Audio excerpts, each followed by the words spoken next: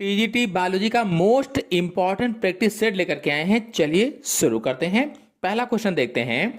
निम्न में से कौन सा मानवीय क्रियाकलाप पारितंत्र को न्यूनतम हानि पहुंचाता है? चार ऑप्शन आपके सामने दिए गए हैं। जैविक खेती, स्थानांतरीय कृषि, शहरी प्रसार, आनुवांशिक इंजीनियरिंग से निर्मित पादपों की खेती। कौन सा आंसर सही हो सकता है? निम्न में से कौन सा मानवीय क्रियाकलाप पारितंत्र को या इकोसिस्टम को न्यूनतम हानि पहुंचाता है? सोचिए और बताइए। वीडियो को लाइक ना किया हो तो सभी लोग लाइक कर दीजिए और अपने सभी दोस्तों में जल्दी से शेयर कर दीजिए ताकि ज्यादा से ज्यादा लोग जुड़ जाएं। फिलहाल इसमें आंसर सही होगा पहला, जैविक खेती। आपको बता दें कि जैविक खेती में रसायनों, कीटनाशकों और सिंथेटिक उर्वरकों का उपयोग नहीं किया जाता है, उसे ही जैविक खेती कहते हैं। इसके बजाय अगर ये उपयोग नहीं करते हैं तो क्या करते हैं? तो प्राकृतिक खाद डालते हैं, जैविक नियंत्रण विधियों का उपयोग करते हैं, जिससे मिट्टी जो होती है उसकी उर्वरता बनी रहती है और पर्यावरण को कम नुकसान पहुंचता है। अन्य विकल्प जैसे शहरी प्रसार है, स्थानांतरित खेती है, तो प्रकृति को हानि पहुंचाते हैं, क्योंकि जो स्थानांतरित खेती होती है इसमें जंगलों को जलाना पड़ता है और शहरी प्रसार तो जंगलों को काटना पड़ता है, इसलिए ये हानि अधिक पहुंचाते हैं। फिलहाल इसमें आंसर पहला ही सही होगा। नेक्स्ट क्वेश्चन है, रस कास्ट होता है। रस कास्ट, सैपोड, कौन सा होगा ऑप्शन सही? वीडियो को जल्दी से भाई सभी लोग शेयर जरूर कर दीजिए और चैनल पर अगर पहली बार आए हैं तो सब्सक्राइब जरूर कर लीजिए और नोटिफिकेशन बेल को भी ऑन कर लीजिए, आपको मैसेज आ जाएगा उसका। एकदम फ्री होता है, सब कर लीजिए जल्दी से। और इसका आंसर सही होगा बी, द्वितीयक जाइलम का बाहरी भाग, यानी कि outer part of secondary xylem. बता दें कि एक पेड़ के तने में दो प्रकार की लकड़ी होती है, अगर देखा जाए तो दो प्रकार की। एक तो सैपुड यानी रस काष्ठ, तने का बाहरी और जीवित भाग होता है जो जड़ों से पत्तियों तक पानी और खनिजों का संवहन करता है, पानी और खनिजों का। इसके विपरीत अगर देखा जाए तो दूसरा होता है अंतःकाष्ठ, जो केवल सहारा प्रदान करता है। नेक्स्ट क्वेश्चन है, कौन सा पौधा जंगल की आग के नाम से जाना जाता है? ऐसा कौन सा पौधा है जिसे जंगल की आग के नाम से जानते हैं? चार यहां पर पौधों के नाम लिखे गए हैं, कौन सा ऑप्शन सही हो सकता है? सोचिए और बताइए। वीडियो को सभी लोगों में शेयर जरूर कीजिए, लाइक कीजिए और चैनल पर पहली बार आए हैं तो चैनल को सब्सक्राइब भी कर लीजिए। फिलहाल इसमें आंसर सही होगा बी, ब्यूटिया मोनोस्पर्मा। फेबेसी कुल का पौधा होता है ब्यूटिया मोनोस्पर्मा और सामान्य भाषा में इसे पलास कहा जाता है, पलास या ढाक भी कहते हैं, ढाक। और इसके फूल चमकीले नारंगी लाल रंग के होते हैं, बहुत अच्छे लगते हैं, प्यारे से लगते हैं। जब ये फूल खिलते हैं तो दूर से ऐसा लगता है मानो जंगल में आग लगी हो, इसीलिए इसे जंगल की आग के नाम से जाना जाता है या फ्लेम ऑफ फॉरेस्ट कहा जाता है। नेक्स्ट क्वेश्चन है, जीवों का 5 किंगडम में वर्गीकरण किसने सुझाया था? यानी 5 जगत वर्गीकरण किसने दिया था? 5 किंगडम में वर्गीकरण किसने सुझाया था? व्हिटेकर ने, कोपलैंड ने, एडवर्ड्स ने, ट्राम्बे ने, किसने दिया था? सोचिए और बताइए कि कौन सा ऑप्शन सही हो सकता है। तो इसमें ऑप्शन सही होगा पहला, व्हिटेकर ने दिया था। बता दें R.H. व्हिटेकर इनका पूरा नाम था। R.H. व्हिटेकर ने सन 1969 में जीवों के वर्गीकरण की 5 जगत प्रणाली दी थी। 5 जगत प्रणाली, 5 किंगडम सिस्टम दिया था। ये 5 जगत थे कौन कौन से? तो मोनेरा, प्रोटिस्टा, कवक यानी फंजाई, पादप यानी प्लांटी और जंतु यानी एनिमिलिया। ये 5 जगत वर्गीकरण दिए थे। अगले क्वेश्चन पर आते हैं, जाइगोस्पोरिक पुष्प जिनमें अनेकों पुंकेसर पाए जाते हैं, कौन सा ऑप्शन सही होगा? जाइगोस्पोरिक पुष्प जिसमें अनेकों पुंकेसर पाए जाते हैं, अनेकों। सोचिए और बताइए कि कौन सा ऑप्शन सही हो सकता है।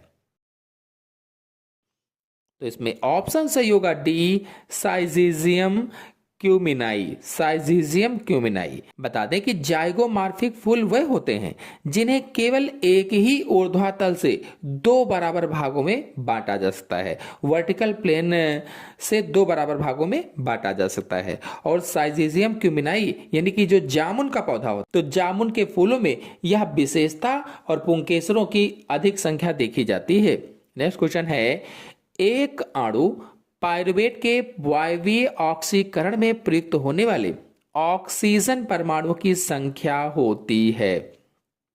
कितनी संख्या होगी? सोचिए और बताइए कि इसमें कौन सा आंसर सही हो सकता है। वीडियो को लाइक ना किया हो तो सभी लोग भाई लाइक जरूर कर दीजिए और अपने सभी दोस्तों में शेयर कर दीजिए। देखिए, इसमें हमारे हिसाब से तो ऑप्शन सही होगा 5। आपका क्या हिसाब बताता है आप लोग कमेंट बॉक्स में जरूर बताएं और इस क्वेश्चन को अच्छी तरीके से देख लेंगे, समझ लेंगे। तो हमारे हिसाब से क्या है, 5 है। मतलब कि जो पाइरुवेट के एक अणु होता है, उस एक अणु के वायवीय ऑक्सीकरण में उपयोग होने वाले ऑक्सीजन परमाणु की संख्या कितनी होगी? तो 5 होती है। अगर इसका स्पष्टीकरण हमसे आप मांगो तो बता दें कि पाइरुवेट का पूर्ण ऑक्सीकरण संतुलित रासायनिक समीकरण के माध्यम से समझा जा सकता है। ये समीकरण देखिए, आपको हम बताते हैं। C3H4O3 C3H4O3 plus 2.5O2 arrow 3CO2। Arrow लगाने के बाद क्या लिखेंगे? 3CO2 plus 2H2। अब इस समीकरण में पाइरुवेट के एक अणु को पूर्णतः ऑक्सीकृत करने के लिए 2.5 ऑक्सीजन अणु यानी O2 की आवश्यकता होती है। चूंकि एक ऑक्सीजन अणु में 2 परमाणु होते हैं, इसीलिए परमाणुओं की कुल संख्या 2.5 गुणे 2 यानी कि कितनी होगी? 5 होगी। 5। तो इस तरह से 5 ऑप्शन सही होगा। आप अगर 6 को मानते हैं तो कमेंट बॉक्स में जरूर बताएं। नेक्स्ट क्वेश्चन है, वायवीय श्वसन में इलेक्ट्रॉन का अंतिम ग्राही होता है। वायवीय श्वसन में इलेक्ट्रॉन का अंतिम ग्राही कौन सा होता है? जल, आणविक O2, साइटोक्रोम, A3FMN। इस क्वेश्चन का आंसर आप सभी लोग कमेंट बॉक्स में बताएंगे कि इसमें कौन सा आंसर सही होगा। सभी लोग रिप्लाई जरूर दें कि इसमें कौन सा आंसर सही होगा, कारण सहित बताएं। फिलहाल अगले क्वेश्चन पर आते हैं। डीएनए प्रतिकृति प्रक्रिया है। डीएनए प्रतिकृति प्रक्रिया है, कौन सा ऑप्शन सही होगा? सोचिए और बताइए।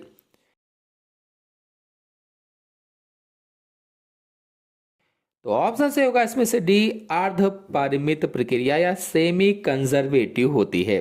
बता दें कि डीएनए प्रतिकृति की प्रक्रिया अर्ध परिमित होती है। क्यों होती है पूछा जाए?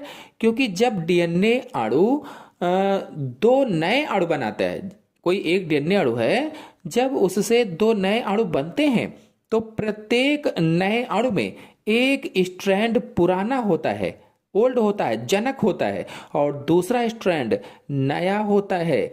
इसीलिए इसे सेमी कंजर्वेटिव कहा जाता है। इसकी पुष्टि किसने की थी? तो वाटसन और क्रिक ने की थी। नेक्स्ट क्वेश्चन है, पृथ्वी की सतह पर वह भाग जहां हवा, पानी एवं मृदा के साथ साथ जीव भी पाए जाते हैं कहलाता है भूमंडल, जलमंडल, जयोमंडल, वायुमंडल। कौन सा ऑप्शन सही हो सकता है? सभी लोग सोचिए और बताइए।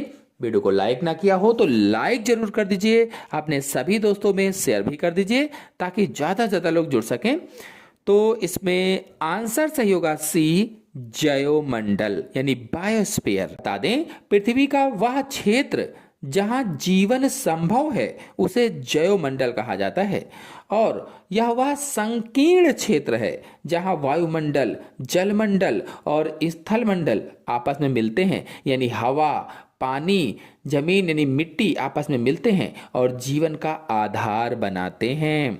नेक्स्ट क्वेश्चन पर आते हैं। हरित प्रभाव या हरित ग्रह प्रभाव से संबंधित गैसें हैं। हरित ग्रह यानी ग्रीन हाउस इफेक्ट से संबंधित गैसें कौन सी हैं? कौन सा ऑप्शन सही होगा इसमें से? सोचिए और बताइए। तो ऑप्शन सही होगा इसमें से पहला CO2 यानी कार्बन डाइऑक्साइड N2 और CFCl3। ये हरित गृह प्रभाव से या ग्रीन हाउस इफेक्ट गैसें होती हैं। बता दें कि ग्रीन हाउस गैसें वह होती हैं जो पृथ्वी के वायुमंडल में गर्मी को रोक लेती हैं या गर्मी को ट्रैप करती हैं, जिससे ग्लोबल वार्मिंग होती है। ग्लोबल वार्मिंग पर हमारे चैनल में वीडियो पड़ा हुआ है, आप लोग चाहें तो जाकर के देख सकते हैं। और ग्रीन हाउस पर भी पड़ा हुआ है, अच्छे से चित्र से समझाया हुआ है, वो भी जाकर के देख सकते हैं। तो मुख्य ग्रीन हाउस गैसों में कार्बन डाइऑक्साइड है, मेथेन है, NO2 यानी कि नाइट्रस ऑक्साइड है, और क्लोरोफ्लोरोकार्बन यानी कि CFC है। तो ये सभी मुख्य ग्रीन हाउस गैसें होती हैं। और O3 यानी ओजोन और जलवाष्प भी इसमें योगदान देती हैं। नेक्स्ट क्वेश्चन पर आते हैं। निम्नलिखित कवकों में से किसके सर्वप्रथम विषाणु रोगों के संचरण से संबद्ध होने की जानकारी दी गई थी? कौन सा ऑप्शन सही होगा, सोचिए और बताइए।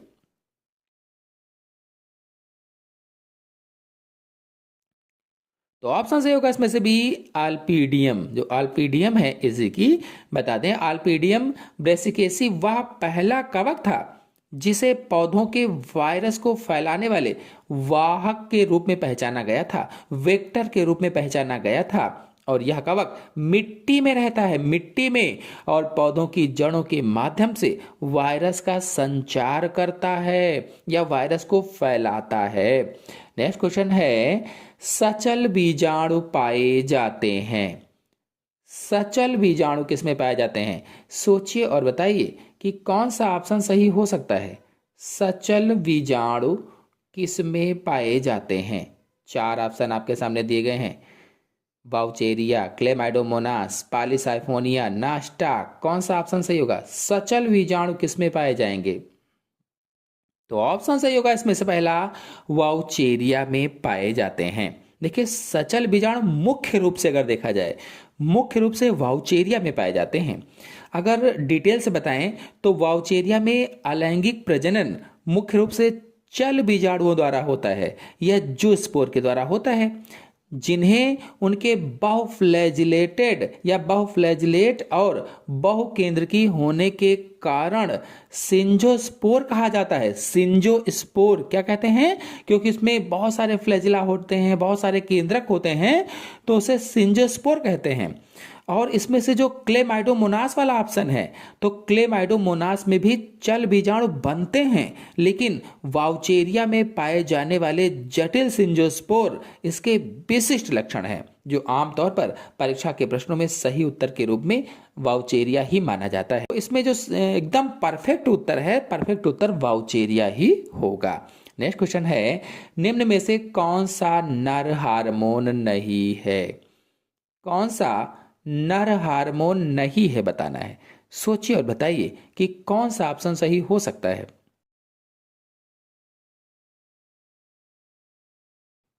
तो इसमें ऑप्शन सही होगा सी, 17 बीटा एस्ट्राडायोल। ये नर हार्मोन नहीं है। तो ये कौन सा हार्मोन है? ये मादा हार्मोन होता है, मादा हार्मोन, फीमेल हार्मोन है, जो एस्ट्रोजन का सबसे शक्तिशाली रूप होता है, और यह महिलाओं को प्रजनन अंगों के विकास के लिए जिम्मेदार होता है। नेक्स्ट क्वेश्चन है, निम्नलिखित में से मनुष्य का सबसे निकट संबंधी है?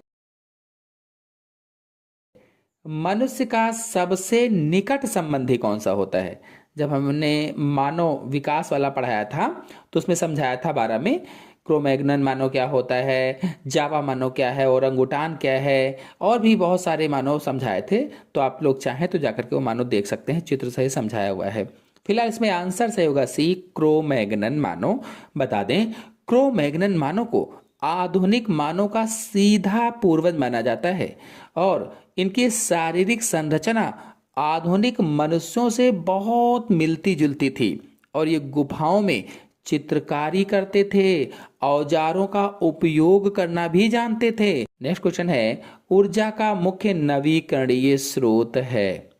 मुख्य नवीकरणीय स्रोत कौन सा होगा? वन, ईंधन, गैस, मवेशी का गोबर, कोयला। कौन सा ऑप्शन सही हो सकता है? सोचिए और बताइए।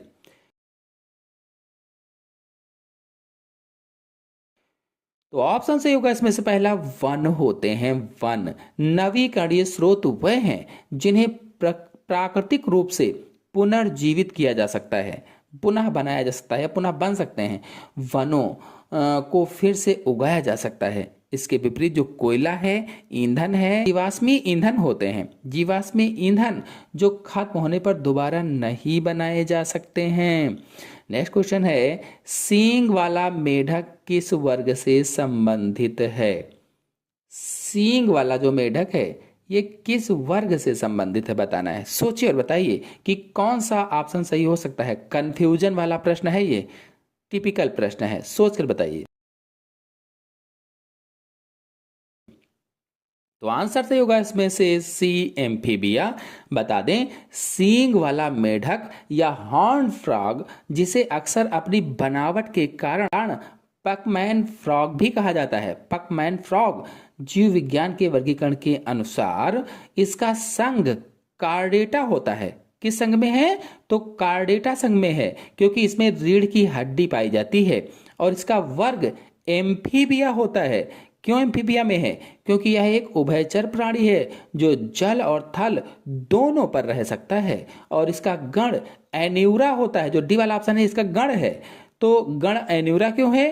क्योंकि इसमें पूंछ नहीं होती है, इसके पिछले पैर कूदने के लिए विकसित होते हैं। नेक्स्ट क्वेश्चन है, मानव मस्तिष्क में मौजूद कोशिकाओं की संख्या है। मानव मस्तिष्क में मौजूद कोशिकाओं की संख्या कितनी होती है बताना है। सोचिए और बताइए कि कौन सा ऑप्शन सही हो सकता है। 10 बिलियन, 1 बिलियन, 100 बिलियन, 200 बिलियन। तो आंसर सही होगा इसमें से सी, 100 बिलियन मानव मस्तिष्क में कोशिकाएं पाई जाती हैं। बता दें, हाल के शोधों के अनुसार मानव मस्तिष्क में लगभग 86 से 100 अरब न्यूरॉन्स पाए जाते हैं या तंत्रिका कोशिकाएं पाई जाती हैं। इसके अलावा अरबों अन्य सहायक कोशिकाएं भी होती हैं। नेक्स्ट क्वेश्चन है, एमाइक्राइन कोशिकाएं उपस्थित होती हैं। एमाइक्राइन कोशिकाएं किस में उपस्थित होती हैं? सोचिए और बताइए कि कौन सा ऑप्शन सही हो सकता है।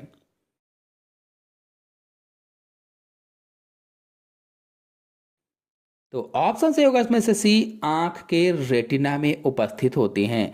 इन द रेटिना ऑफ आई में उपस्थित होती हैं। बता दें, एमेक्राइन कोशिकाएं रेटिना की एक महत्वपूर्ण परत बनाती हैं, परत, और ये इंटर न्यूरॉन्स की तरह काम करती हैं। और बाइपोलर कोशिकाओं से जो आने वाले संकेत होते हैं उनको नियंत्रित करके गैंग्लियन कोशिकाओं तक पहुंचाने में मदद करती हैं, जिससे हम स्पष्ट देख पाते हैं। नेक्स्ट क्वेश्चन है, एम्फिऑक्सस में पाया जाता है। एम्फिऑक्सस में क्या पाया जाता है? सोचिए और बताइए कि कौन सा आंसर सही हो सकता है।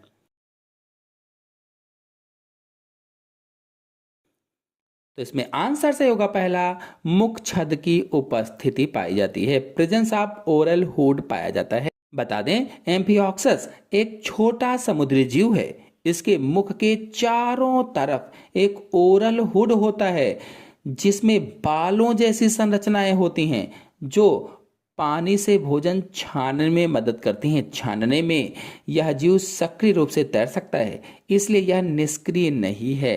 नेक्स्ट क्वेश्चन है, स्टैटोसिस्ट अंग हैं। स्टैटोसिस्ट अंग सुरक्षा का, आक्रमण का, संतुलन का, रासायनिक संवेदना ग्रहण का। कौन सा ऑप्शन सही हो सकता है?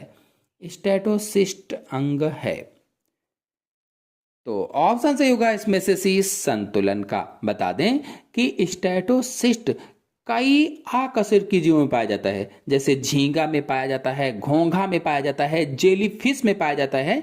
इनमें स्टैटोसिस्ट पाया जाता है और ये सभी अकशेरुकी जंतु होते हैं।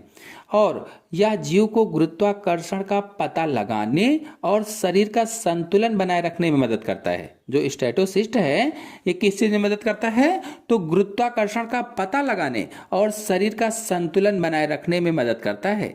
इसमें एक छोटा कण होता है जिसे स्टैटोलिथ कहते हैं, जो शरीर के हिलने पर संवेदी कोशिकाओं को संदेश भेजता है। जब शरीर हिलता है तो शरीर के हिलने पर संवेदी कोशिकाओं को संदेश भेजता है।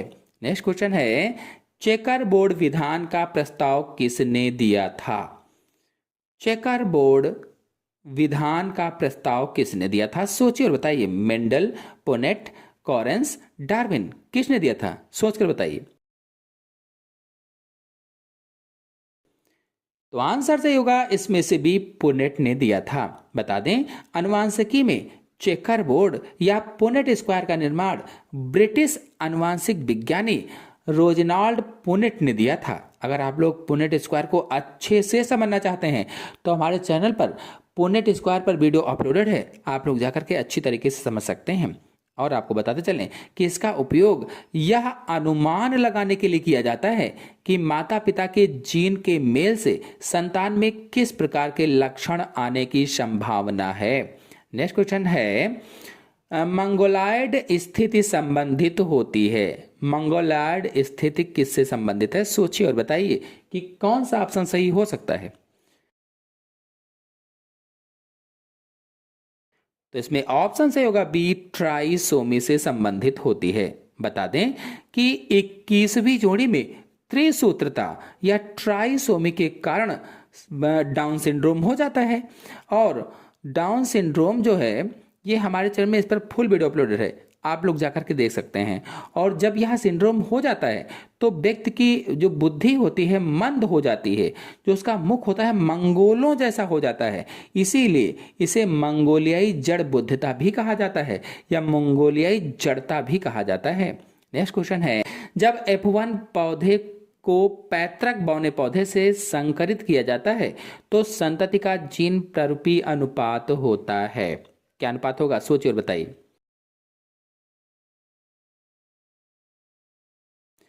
आंसर सही होगा इसमें से पहला, 1:1 होता है। इस प्रकार के क्रॉस को टेस्ट क्रॉस कहते हैं, टेस्ट क्रॉस, जिसमें कैपिटल डी स्मॉल डी और गुड़े स्मॉल डी के क्रॉस से दो प्रकार की संतति बनती है, कैपिटल डी स्मॉल डी और स्मॉल डी यानी लंबा और बौना। इसका अनुपात 50% होगा। इस तरह से 1:1 का अनुपात हो जाएगा। नेक्स्ट क्वेश्चन है, निम्नलिखित में से कौन पादप समूह जुरैसिक कल्प के समय पृथ्वी की वनस्पति में प्रभावी था? सोचिए और बताइए कि कौन सा ऑप्शन सही हो सकता है।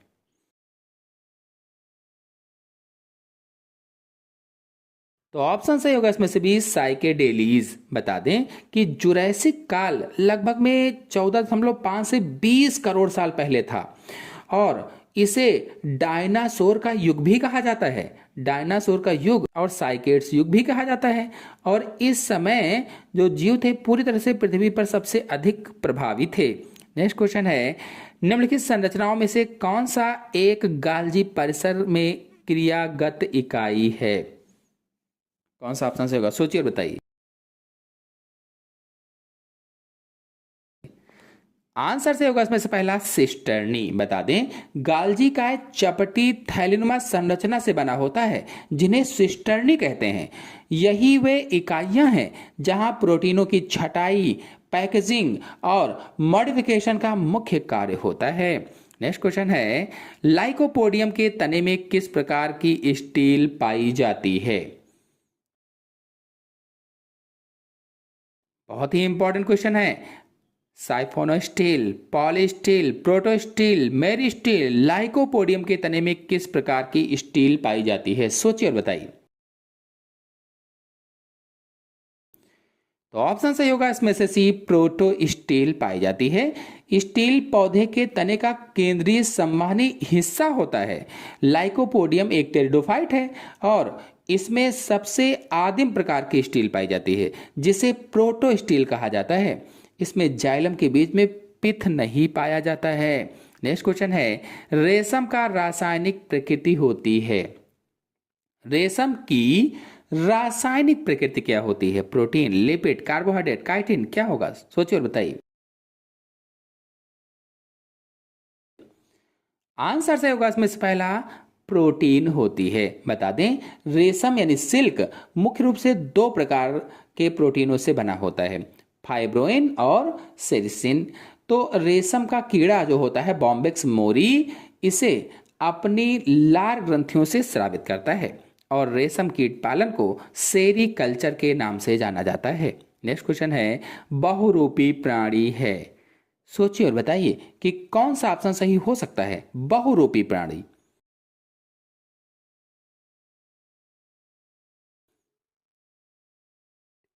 तो आंसर से होगा इसमें से पहला हाइड्रेक्टेनिया। बता दें, बहुरूपता यानी पॉलीमॉर्फिज्म का अर्थ है एक ही प्रजाति के जीव में अलग अलग कार्यों के लिए अलग अलग शारीरिक संरचनाओं का होना।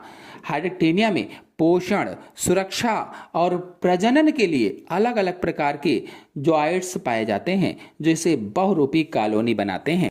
तो आशा है आपको आज के सभी प्रश्न अच्छी तरीके से समझ में आ गए होंगे। आ गए हो तो वीडियो को लाइक कीजिए, अपने सभी दोस्तों में शेयर कर दीजिए। चैनल पहली बार आए हैं तो चैनल को सब्सक्राइब करके बेल आइकन को प्रेस कर लीजिए ताकि जब भी मैं वीडियो डालूं उसकी नोटिफिकेशन आपको सबसे पहले प्राप्त हो जाए। धन्यवाद।